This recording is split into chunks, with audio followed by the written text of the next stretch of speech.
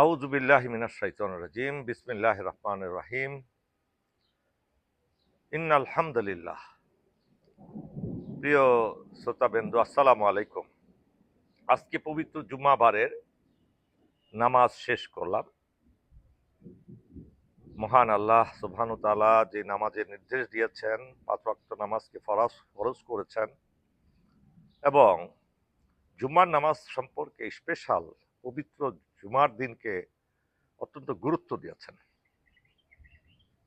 প্রিয় দর্শক শ্রোতা, পবিত্র কোরআনে আল্লাহ বলেছেন, ইন্নাস সলাতা তানহা আনিল ফাহশাই ওয়াল মুনকার। নিশ্চয়ই নামাজ মানুষকে সকল অশ্লীল খারাপ কাজ থেকে বিরত রাখে। এই যে আমি আমাদের যে মসজিদে নামাজ পড়লাম, হাজার হাজার মানুষ, ঠিক একইভাবে সারা বাংলাদেশে লক্ষাধিক মসজিদে কোটি কোটি মানুষ নামাজ পড়েছেন। পবিত্র কোরআনে যেখানে বলা হলো নিশ্চয়ই, মানে অবশ্যই আল্লাহ বলছেন, একদম নিশ্চিত করে বলেছেন, নামাজ মানুষকে যাবতীয় খারাপ এবং অশ্লীল কাজ থেকে বিরত রাখে। তাহলে এই যে কোটি কোটি মানুষ আমরা নামাজ পড়ছি, সেখানে সকল সরকারি কর্মকর্তা কর্মচারী, ব্যবসায়ী, শিল্পপতি, গরিব দুঃখী, মধ্যবিত্ত, নিম্ন মধ্যবিত্ত, উচ্চবিত্তরা নামাজ পড়েছে। স্কুল কলেজের ছাত্রছাত্রী, শিক্ষক, বিশ্ববিদ্যালয়ের ছাত্রছাত্রী, শিক্ষক, সবাই আমরা নামাজ পড়েছি। তাহলে আমাদের সমাজের কেন অপরাধ কমছে না?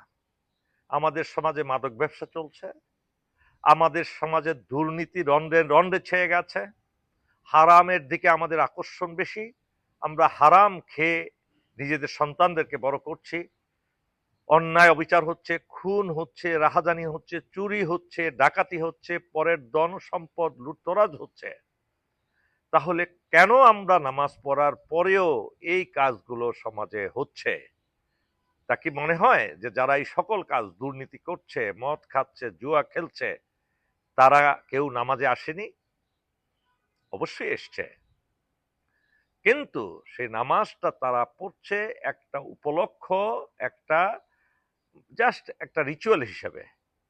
এই নামাজ পড়ে যে পবিত্রতা অর্জন করতে হয়, নামাজ পড়ার মাধ্যমে যেমন আল্লাহ ভীতি সৃষ্টি হয়, মৃত্যুর ভয় আসে এবং প্রত্যেকটা কাজের হিসাব আল্লাহকে দিতে হবে, এই কথাগুলো জাগ্রত হয়, ঠিক সেই নামাজ আমরা সেভাবে পড়ছি না। নামাজের ধ্যান ধারণা সমস্ত কিছু যেখানে থাকবে, সেই ধ্যান ধারণা থেকে আমরা অনেক দূরে। আমরা আল্লাহকে ভয় পাই না, মিথ্যা কথা বলি, নামাজ পড়ি, মিথ্যা কথা বলি, নামাজ পড়ি, অন্যকে গালি দেই, নামাজ পড়ি, অন্যের অধিকার হক নষ্ট করি, অধিকার নষ্ট করি। এটা কি নামাজের সাথে যায়? যায় না। অর্থাৎ যেভাবে আমাদের নামাজ পড়ার কথা ছিল, আমরা সেভাবে নামাজ পড়ছি না বলেই আমাদের এই দশা হচ্ছে।